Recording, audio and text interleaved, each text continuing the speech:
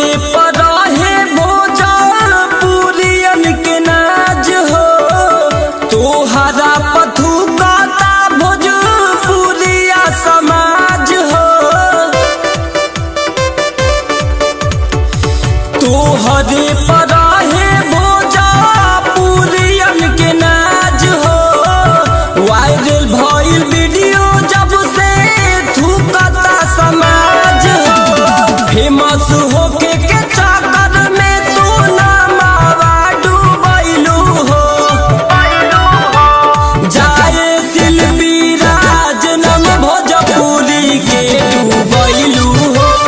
जाए शिल्पी राज नाम भोजपुरी के डूबैलू हो।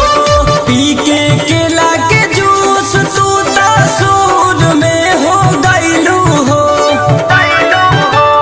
जाए शिल्पी राज नाम भोजपुरी के डूबैलू हो। जाए शिल्पी राज नाम भोजपुरी के डूबैलू हो।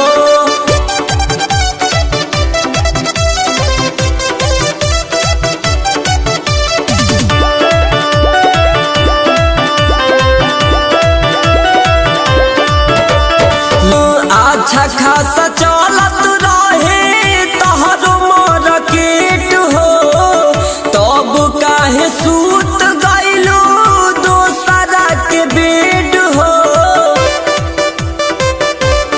ए हो अच्छा खासा चलत